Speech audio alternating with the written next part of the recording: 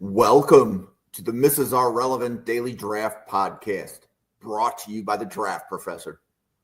The Draft Professor is a group of podcasters bringing you daily draft podcasts and is home to the only dynamic mock draft simulator which allows fans to mock draft against other fans. The Draft Professor Simulator features a first-round challenge, 5 unique one-round drafts. The Draft Professor Simulator features a second-round challenge, 10 unique 2-round drafts. All mock drafts are always picking against the fans and draft analysts which use the simulator. Every mock, every pick, every time. The Draft Professor also features ranked players functionality, where you can rank your favorite players at every position. Optionally, you can add tiers to your rankings to show what round you have the players graded in. The Draft Professor also features Draft a Team functionality, which allows users to snake draft a team of 22 players to demonstrate your my guys, compare player strengths, and discuss draft prospects in a way no other mock draft simulator can. Thank you for tuning in to the Mrs. R Relevant Daily Draft Podcast. This episode will begin shortly.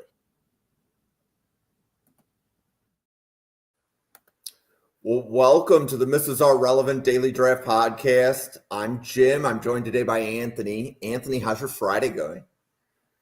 Friday's going good. We are getting closer to the Senior Bowl, so it's an exciting time. But yeah, I'm doing good, excited. So what do you think is going to happen first, the Senior Bowl or the Jets hiring a new head coach? God, at this point, I don't know, man. We've literally interviewed. I think we're up to 13 candidates now for coach, 12 or 13, and then like 15 GM candidates. I'm scared. I'm scared what's gonna happen, but I'm hopeful that we don't totally screw it up. We'll see. I don't know anymore, but I don't know with this team, man. Well, we are going to be talking about the Senior Bowl coaches and also specifically what teams are those Senior Bowl coaches from. And we're going to talk about the coaches a little bit, but we're going to talk about maybe some of the team needs that those teams have kind of going in. And I thought it was a pretty unique idea. Anthony and I brainstormed this morning. So let's start by talking about the Senior Bowl coaches. So you can see the Giants, Cleveland, Green Bay, Indianapolis, San Francisco, and Tennessee. So first of all, there was some Twitter discourse today. The reason that those coaches are there is that generally the Senior Bowl chooses coaches from non-playoff teams. I'm actually curious how a Green Bay coach made their way onto the list. This is, I think, the first time I've ever seen a playoff team have a coach in the Senior Bowl. But Anthony, anything stand out to you about any of these coaches? Yeah, I mean, I think the obvious thing, just looking at this, is both the Giants and the Browns have multiple coaches on these staffs. And I think they also have coaches on the Shrine Bowl staff. So Giants and Browns are going to have really the most access to these players, the players at the Senior Bowl. And they are going to know these are two teams that need to have a good draft. The draft this year is super important for the Giants and the Browns, whatever direction they decide to go. So having this kind of access, being able to understand how these players operate in a locker room with a roster and how they compete against players on their level is so crucial for them. Particularly, we can get more into this, but obviously the quarterback position is very important for both of these teams. So having the Giants having Mike Kafka there is very important for that potential decision, whether it is a Jalen Milroe or Jackson Dart, whoever. But Mike Kafka being there and getting to look at these top quarterback prospects is pretty important, I think, for what direction the Giants go this offseason at quarterback. And remind everybody of which quarterbacks are at the Senior Bowl. Like you've mentioned Milroe and you've mentioned Dart. Which other quarterbacks are there? I have the list here. Bear with me. So it is Jalen Milroe, Tyler Show, Seth Hennigan, who just got accepted his invite today, Riley Leonard, Will Howard, Jackson Dart, and Dylan Gabriel. Notably, Shedeur Sanders is at the Shrine Bowl this year, and Cam Ward is not participating in either of these games. So that obviously is also important that the Giants and Browns will not be dealing with them, at least at the Senior Bowl. But it does open the conversation, I think, especially for the Giants, if we see QB go 1-2 and they miss out, well, now do the Giants potentially wait till the second or third round and get one of these other guys that they worked with and they liked? Maybe they wouldn't take them at 3, but they have a working relationship. Kafka sees the potential to grow them into a starting quarterback. Yeah, and I guess a couple things if you're not familiar with Mike Kafka. He is obviously the Giants' current offensive coordinator and assistant head coach. So he's not the Giants' head coach, in case anybody's, not piecing things together. The Senior Bowl is taking assistant coaches. Every single player on this list is an assistant coach for the NFL team that's listed. And then prior to joining the Giants coaching staff, Kafka was with Andy Reid in Kansas City. So he's coached some decent quarterbacks before, right? Between Alex Smith, Patrick Mahomes, before he moved to the Giants. So I think that's important to point out. And then Bubba Ventrone from Cleveland, it's an interesting head coach standpoint for me because he's pretty much been a special teams coach his entire career. But now he's also Cleveland's assistant head coach and special teams coach. So I find that was kind of an interesting path as I was maybe doing some research on the coaches there. What other positions do you think the Giants and the Browns need that might be represented at the Senior Bowl? Yeah, I think running back comes to mind for Cleveland. Certainly, both teams probably could use more help at wide receiver.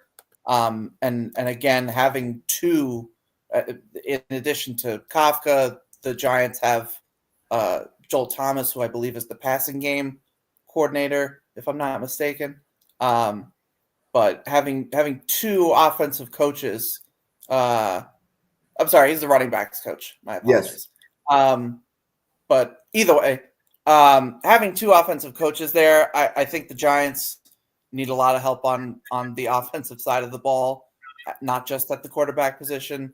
Like I said, they could use another receiver. Offensive line is big for both of these teams. So certainly, you could be looking at a lot. You could be looking at several players on the Senior Bowl roster that I won't be surprised wind up being Giants or Browns draft picks. I would be curious if for the Giants, I think there's several receivers in particular that could really jump up draft boards if they have a big Senior Bowl. Savion Williams comes to mind. He's been a very divisive player for a lot of people.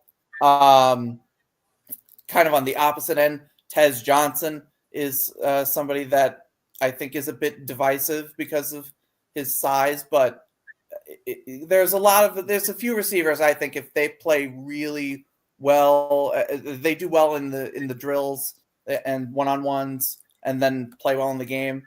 Definitely could wind up a Giant or a Brown in April. Okay, and so here's an interesting one. So Jason Vrabel from Green Bay. So some of his NFL coaching experience, he was on Sean McDermott's staff in Buffalo from 2013 to 2015 as the assistant quarterback coach. He then coached the Jets as an offensive assistant 2017 to 2018.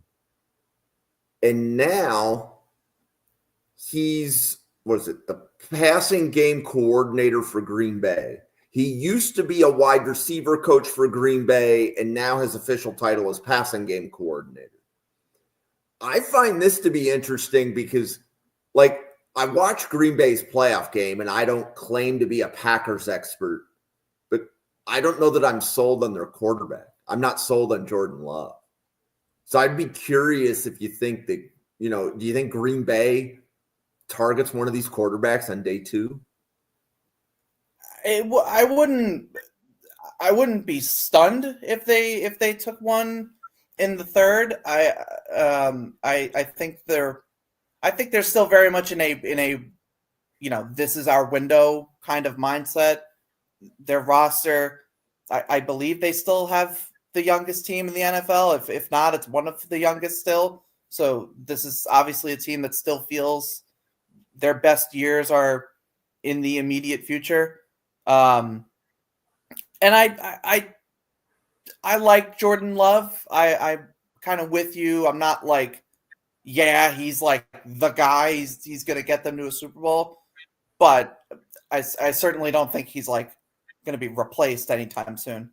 But listen, if they, could I see like a, like a Will Howard potentially, who kind of has a similar physical profile to a Jordan Love? Could I see him being like a guy that you take in like maybe like the 4th round as like a backup that could then be a potential, if we realize in a year or two Jordan Love's just not it. Green Bay is that team that loves to just like, have a quarterback pipeline, right? And just develop quarterbacks for years and years. And then when the Packers feel that it's time to, bite the bullet and make a QB change, they'll do it. So it wouldn't stun me. I do think the Packers do have needs that they should address early in the draft. Really more on the defensive side of the ball, I would say. But it wouldn't. I wouldn't be totally caught off guard if quarterback is a pick that they make. Yeah, I mean, I always like guessing at quarterbacks first, but I do think that Green Bay between edge rusher and corner would probably be among the 2 most glaring needs. And Green Bay tends to draft wide receivers late.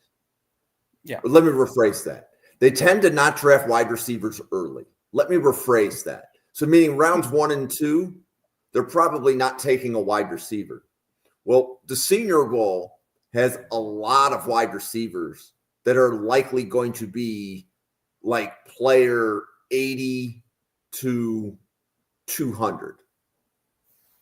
Right. There's a few wide receivers that might be a little bit higher at the Senior Bowl, but most of them are going to be either really late day 2 or day 3 guys. So I would think that if I'm a Packers fan, I would want to pay attention to the Senior Bowl wide receivers because Jason Vrabel is going to get a close-up look at them. And I think those are the types of wide receivers, those are the range of wide receivers that Green Bay usually drafts, is that they're usually late day 2 or day 3. So what do you think Indianapolis's team needs are and what they might be looking at the Senior Bowl on defense? I mean, I think secondary comes to mind. Corner is probably the big one for me. And there are plenty of corners to choose from on the Senior Bowl roster. A guy that I think is, I think has a high chance of being a Senior Bowl standout, if you will, is Azariah Thomas, the Florida State corner. A lot of people are very high on him, and I'm a fan. I have him as a day 2 guy right now, but I would not be shocked if he has a very good Senior Bowl and Senior Bowl week, and he is a guy that like starts to get like consistently top 50 love. And a guy, and you said like having Matt Raich there. I assume that's how you say his name. I apologize if it's not. But having him there, I think a big press man corner like that is a guy that Indy would like to have as like a true lockdown corner. I don't really think they have that right now.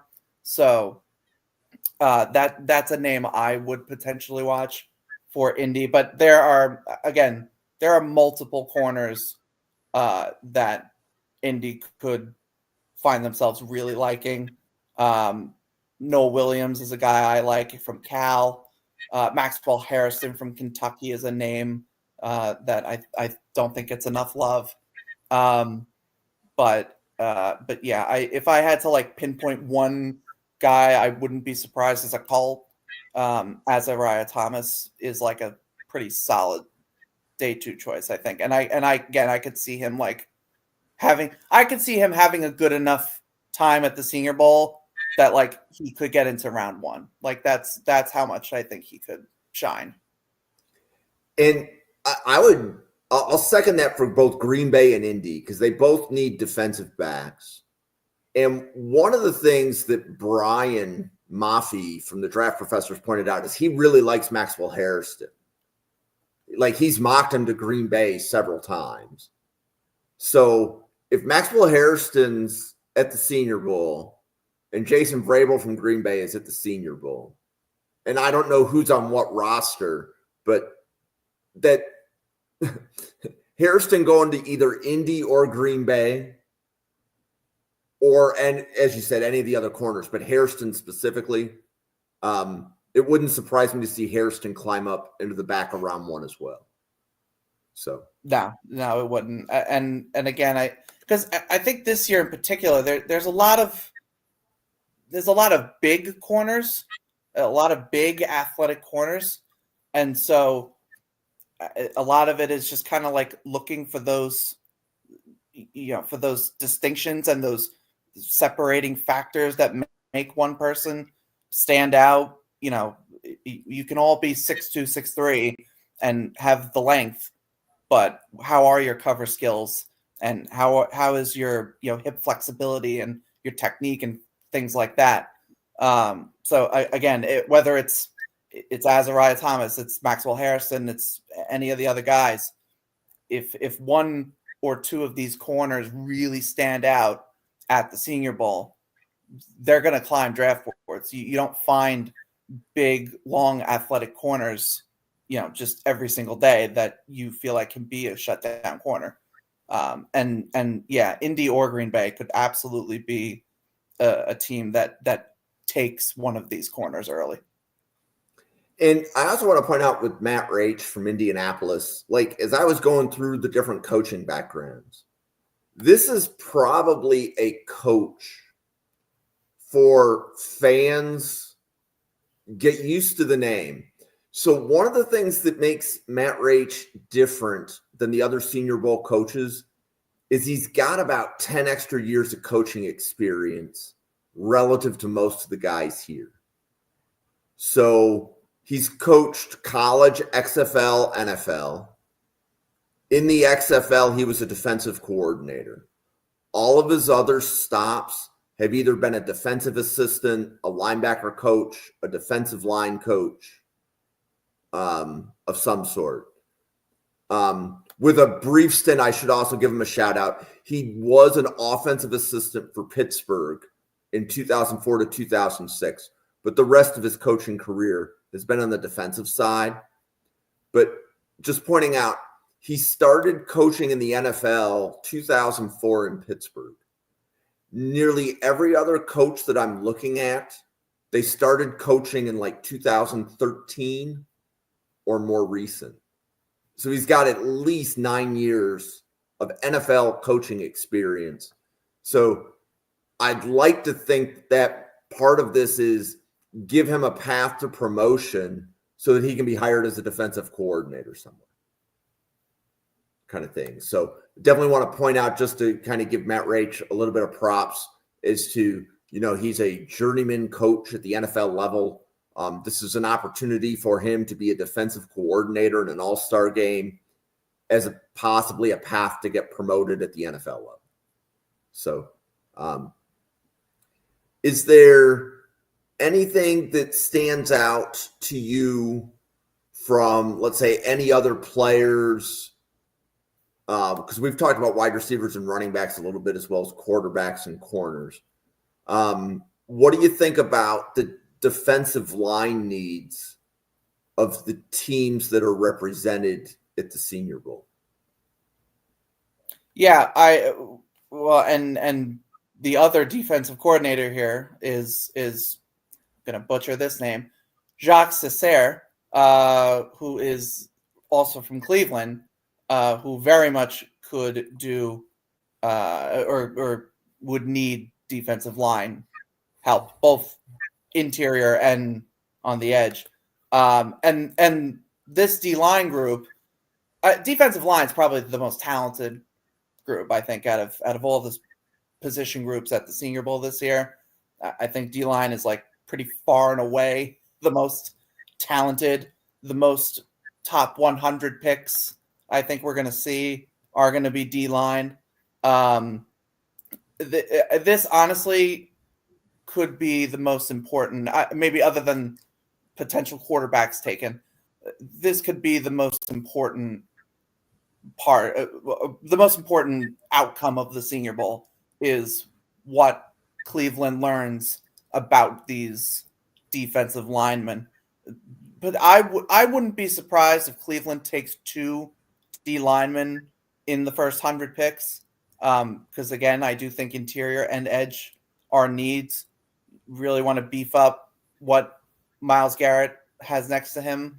I've said it before, Myles Garrett is uber talented. There's no doubt about it. But one man can only do so much. He really has no help right now.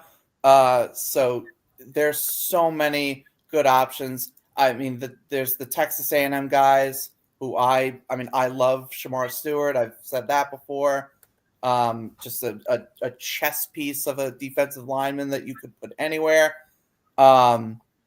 If you look at the interior guys, I think guys like Alfred Collins, Omar Norman Lott. If you want a pure one tech guy, maybe like a Deion Walker. There's a lot of guys that are going to be playing in Mobile in the defensive line group that are going to be very high draft picks. And so having a guy in Jacques Cesaire as the defensive coordinator for Cleveland, who is a former NFL defensive lineman, played in the league for 9 seasons, having that eye there is potentially huge for potential talent that is going to be added to the Cleveland defense. So yeah, I think defensive line is huge for them, and Indianapolis as well. I mean, I know they took Leatu Latu last year in the first. They could use edge help as well. So again, these guys that we talk about, Kyle Kennard is another one I'm a big fan of. He'll be in Mobile. But yeah, the defensive line is going to be very important for a lot of these teams that are coaching in Mobile. A couple questions for you, Anthony. So what The offensive tackles on your board, so that are at the Senior Bowl. So, like, how high do you have Ursery? I have Ursery as a top 15 player, which I know is higher than a lot of people. But I think Ursery is a top 15 player. He's my number 2 tackle behind. Yeah, he's my number 2 tackle behind Banks. So yeah, I think he's a first round player. I would take him first round. And Ursery's at the Senior Bowl, correct? I believe so. I'll double check, but I think that's correct. So the reason I point that out is I think the Giants in Cleveland need a tackle. Yeah. So it would be interesting to me to see, does Ursery fall to those two teams in round 2? Because I don't see Ursery going in the top 5 of the draft. No, I don't. I wouldn't be shocked if any tackle doesn't go in the top 5. Like, it's obviously a very important position, but this tackle class is not good, which is almost why I don't know if Ursery makes it, because tackle is so not. It's just not as strong as it's been in years past. Do you risk waiting on taking a guy who I think could be a potential franchise left tackle? It's a dangerous game you're playing. But that said, I do think there's multiple offensive tackles at the Senior Bowl this year that I think are good. Josh Connolly is a guy that has been getting first round love. I have him as a second round guy, but I wouldn't be surprised if he's a first rounder. There's other guys like Ozzie Trapillo, who I'm a big fan of. I think he's a potential day 2 target for either Cleveland or the Giants. Jonas Savainia, another one that I like. So yeah, I think offensive tackle's big for them, and I don't think either of them go tackle first round unless they like traded down, and then maybe if they picked like in the 7 to 10 range, if like the Jets or the Raiders or somebody like that moved up maybe for a quarterback, then there's that world, I guess. But I don't think either of them take tackle first round, but certainly day 2. Yeah. And that was where I was going to, like a guy like Trapillo, right? So most of the boards I see have Ozzie Trapillo from Boston College, the offensive tackle. I'm going to say between pick 55, or he's between 55 to 100 on the board. He's at the back of round 2 or a little bit more into day 2. And if he plays well at the Senior Bowl, he could play his way to a Giants or Cleveland pick much earlier in round 2. Yeah, I have, for reference, I have Trapillo 82 on my board at this moment in time.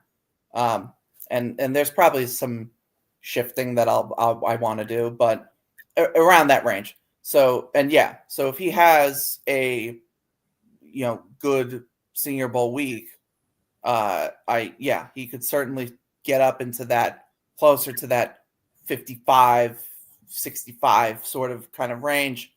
And then you're talking about him as a, solid, like a solid day 2 guy that either, even top of second round's probably still reaching, but if they want to maybe trade up, from where they sit in the third round, move up back into the second round to get him, something like that could happen. Again, I do think because tackle's not as deep and as solid as it's been, I wouldn't be shocked if teams are either reaching for them or trading up for them, or however they get them.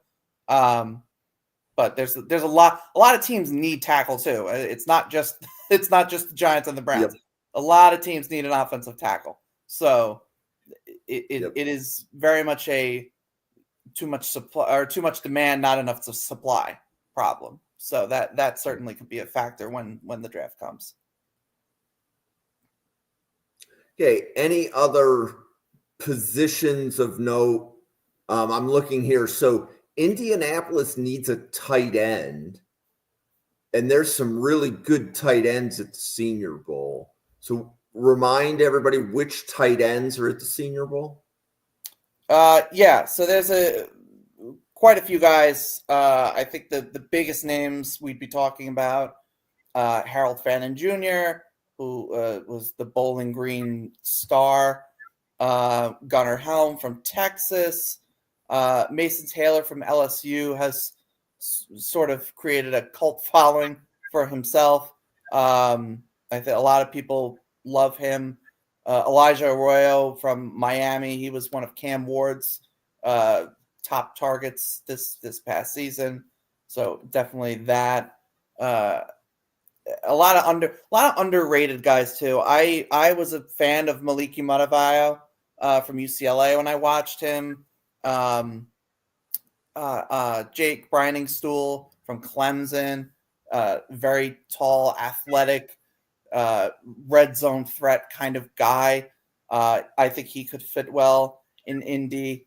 Jackson Hawes, who is just your classic just blocking tight end, but like the ultimate blocking tight end. That is Jackson Hawes' game, and that's how he's going to make his living, and that is perfectly fine. But yeah, there's a lot of good tight end options. And yeah, Indy could certainly use a tight end. I don't think there's obviously the big names, the Tyler Warrens and the Colston Lovelands of the world. I think Tyler Warren's pretty much a lock to go first round at this point. Colston Loveland's a little more on the fence. But there are going to be the guys I just mentioned. A lot of them are going to go day 2 or maybe even like early day 3. And I think, will be starting tight ends in the league. Like they will contribute. They, as receivers, they will be playmakers. Especially, we'll see how they're utilized in whatever offenses they're in. But a team like Indy, if they got a guy like Elijah Arroyo, able to open up the field a little bit, and sort of be an outlet for if Anthony Richardson remains the starter there, I think that's a fit I would like. Or if he goes to wherever Cam Ward winds up, that would also. I'm also a fan of giving rookie quarterbacks targets they're familiar with is I think a very underrated thing. So could see that. But yeah, a lot of good tight ends at the Senior Bowl this year. So we got a comment in the chat that Shedur's at the Shrine and Kafka is at the Senior Bowl is interesting to note. Do you take anything out of Shedur not going to the Senior Bowl? Not in terms of. I don't think it really will impact his draft stock that greatly. I mean, unless he just either bombs at the Shrine Bowl or just lights up the world at the Shrine Bowl. I don't think either of those things are going to happen, though. So I'm not too invested in it. It feels more about money and politics that he's at the Shrine Bowl than anything to do with his actual football ability. But I do wonder, because like I said, the Giants and Browns have representation at the Shrine Bowl too. But I do think having a Mike Kafka is a little more important. It's a little more significant when you're talking about a potential quarterback that you're willing to make your franchise quarterback. If Kafka goes to Mobile and falls in love with Jalen Milroe there is nothing stopping the Giants from taking Jalen Milroe third. We may all think it's insane. We may all question the decision. I would question the decision. But if Mike Kafka goes to Brian Daboll and says, hey, this Jalen Milroe kid, he is worthy of the third overall pick. And you talked about it. Mike Kafka knows quarterbacks. He's been very integral in helping Alex Smith sort of have a second rebirth in Kansas City. He helped Patrick Mahomes become Patrick Mahomes. He's done good work with Tommy DeVito and these quarterbacks that the Giants have just been forced to play.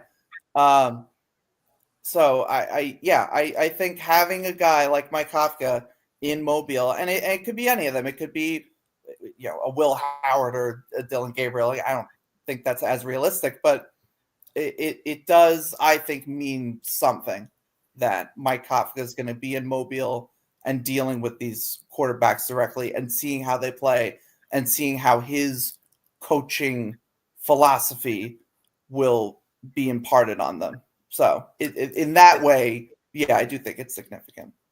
So I have a much different take. So first of all, Shedeur we've known that Shedeur is going to the Shrine for what feels like a month. I don't know if it's actually been 4 weeks, but as we record this, it's January 17th. I don't know if we knew that Shedeur was going to the Shrine before Christmas, but it was pretty close. Right? We've known that Shedeur was going to the Shrine Bowl before Christmas, or right around Christmas. It was before New Year's. Mm-hmm. Right? Like, we've known that for a while. Kafka got chosen to coach at the Senior Bowl this week.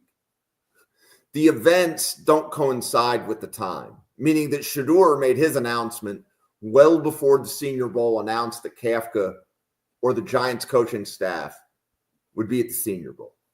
So, like, I think that this is hindsight creating the interesting note. It wasn't the sequence of events. If Kafka had been named coach of the Senior Bowl, then Shedeur announced, that would have told me something completely different than when Shedeur announced he was going to the Shrine, because there are 0 Colorado players at the Senior Bowl. Sure.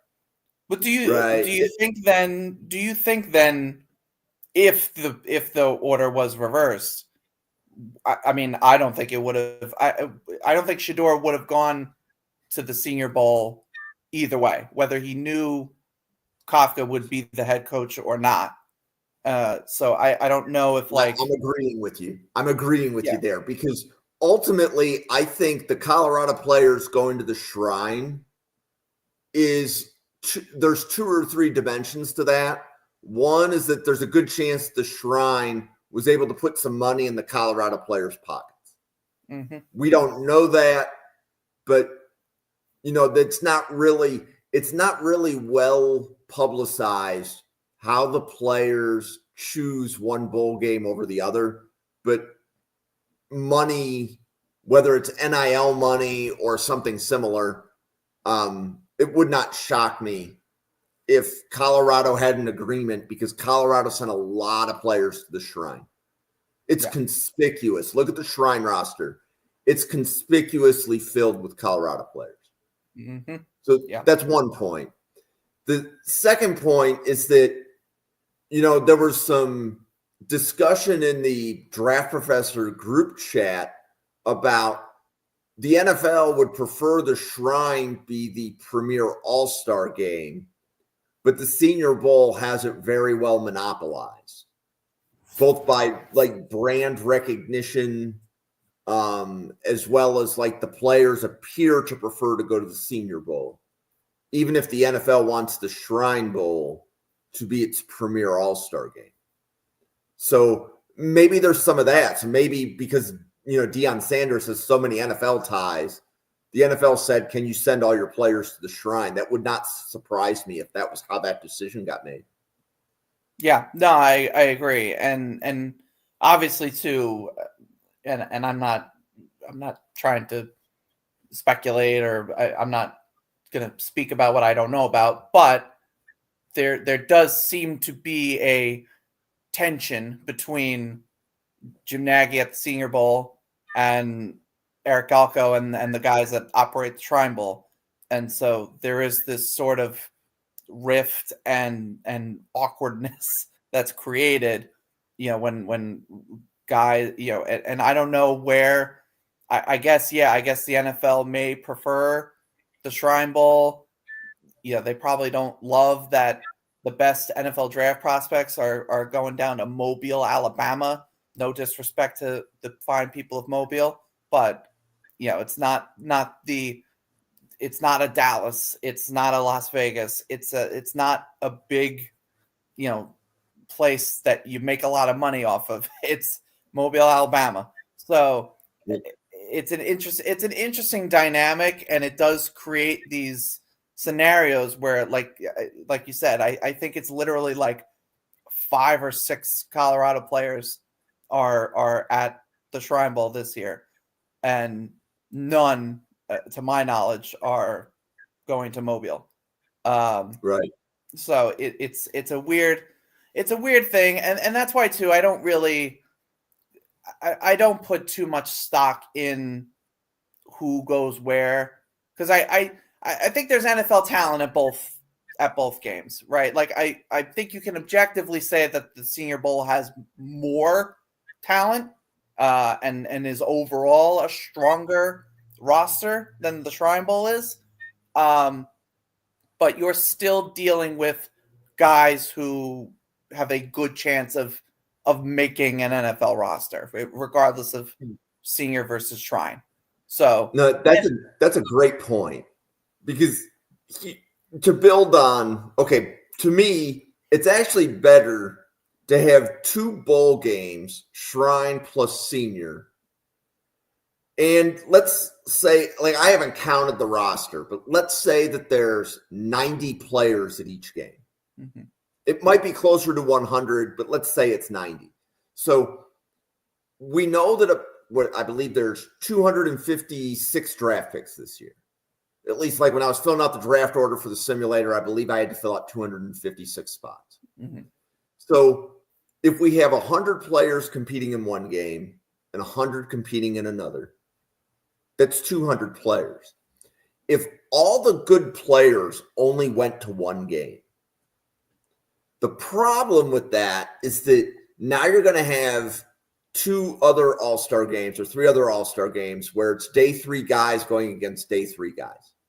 And you're not going to learn as much. I'm going to learn more if a day 3 guy goes up against a first-round guy. I want to see how big the talent gap is. I think from a scouting standpoint, it's better to see, that corner can match up with that wide receiver, even though I have him 120 spots part of my board. There might be some things that the corner needs to clean up, but the gap isn't as big as I thought. To me, it's better to see the wide disparity of talent. And when I say wide disparity, I'm talking about like a player that's 80th on your board going against a player that's 200th on your board. Like, I think you learn more about the lower ranked player in that situation, because if they prove that they compete, you begin to realize that the gap, even though there's 80 spots on your board, the gap really isn't as big as you thought. I think that's better. Yeah, no, I totally agree with that. And that's why too, I appreciate, at least when, we've had now several guys who stood out they played at the Hula Bowl this year and did very well. Were top guys at the Hula Bowl. Clay Webb, the guard from Jacksonville State, Seth Hennigan, the quarterback from Memphis, who I mentioned before, he got a Senior Bowl invite. There have been a couple others. They're now, because they did so well at the first sort of hurdle here, the Hula Bowl, they now will get the chance to show, can they hang with these guys who were deemed, the best of the best, that they got these first invites to the Senior Bowl. Well, now these guys who probably are, Clay Webb, I think, is he's like 170, 180 somewhere on my board. and I think Seth Hennigan's even lower than that. But now they have a chance to go to Mobile, and if Clay Webb is out there whooping people, whooping these. Yep. I just talked about how great this defensive line group is. If he's out there holding his own with them, well, now all of a sudden maybe he's a top 100 player. Maybe we've underestimated him. Seth Hennigan goes out and balls out with these other quarterbacks who, it's been widely discussed how not strong this quarterback class is this year. Desperate for somebody to sort of shine a bit. And in Mobile, you don't have Shedeur or Cam Ward there. That's kind of the other thing with Shedeur going to the Shrine Bowl is, well, now the door's open for a QB3 to emerge out of Mobile as like the clear, like, oh, okay, no, this guy is like the other one that we need to keep our eye on. Do I think Seth Hennigan's going to be that necessarily? No, but it could happen. So that's sort of the other part of it is you, and that's why I agree with you. I think having two all-star games where NFL talent is being showcased is a good thing, because it does provide more opportunity for players who are lower on draft boards to really get, like, this is their moment. If there's any chance that they are going to climb up, 50, maybe even 100 spots on somebody's draft board, this is kind of where you start to do it. Like here and the combine are like the two opportunities, really. Yep. So, Anthony, why don't we pause for a second? Do you want to tell everybody kind of who you are, how they can find your content? Yeah. My name's Anthony Russo. I tweet a lot about the draft and the Jets usually doing something wrong. You can find me on X/Twitter, whatever we call it, at Anthony_Russo97. And I'm constantly, I'm here doing Draft Professor podcasts and a bunch of great draft professors that you guys definitely should follow as well, besides myself. But yeah. Okay. Well, and I would like to tell everybody that this podcast is daily. And ironically, we're going to have another podcast that starts. Oh, wow. It's going to actually start in 45 minutes. I was just looking at the clock. Okay. But we have podcasts daily. And actually next week we start 2 podcasts a day. So Monday through Friday next week, we have 2 podcasts a day. You can also catch Anthony and Brian every Saturday morning at 10 a.m. Eastern. So if you're trying to find draft content, this channel has it. The biggest thing is knowing what our schedule is and what you want to learn about. The great news is that the YouTube channel has positional sub-channels. So if you want to just look at running back podcasts, you can just go to the running back channel, listen to a lot of people talk about running backs, right? Sometimes it'll be Anthony and Brian. Sometimes it'll be Jake and Josh. Sometimes it might be Bill and somebody else, right? But there's 30 of us at the Draft Professor that are making this content. So Anthony and I are 2 of 30. And then we have special guests. We had Travis Wednesday night. He had a different way to analyze tight ends. I learned something from listening to Travis. So we have guests that come on all the time. I think next week, Sam Teets is making a guest spot again. So we have plenty of people helping us make content. And if there's content that you want to see, let us know. This is probably our last Senior Bowl podcast before we pivot and start doing some mock drafts on Fridays. And that's actually what we're going to be doing at 8:30 today, is doing some mock drafting and maybe showing people how the Draft Professor Simulator works, because it is a little bit different. But if there's any content that you want to see or any player you want to know about, drop it in. We'll take a look offline and decide if we're going to cover them. There are players that have contacted us and we're like, they didn't meet the bar, so we're not covering them. But there's also players that have contacted us And we're like, oh, yeah, we definitely want to cover them. So shout out to Andreas Keaton. Shout out to Chandler Martin. Shout out to Sean Dolak. Those are three guys that had different avenues to reach out to the channel, but that we decided to cover after we took a look at them on film. So on behalf of everybody at the Draft Professor, thank you very much for tuning in. We have another podcast tonight, another one tomorrow. We always have a podcast tomorrow. So we look forward to seeing you on another podcast soon. But on behalf of Anthony and everybody at the Draft Professor, thank you very much for watching.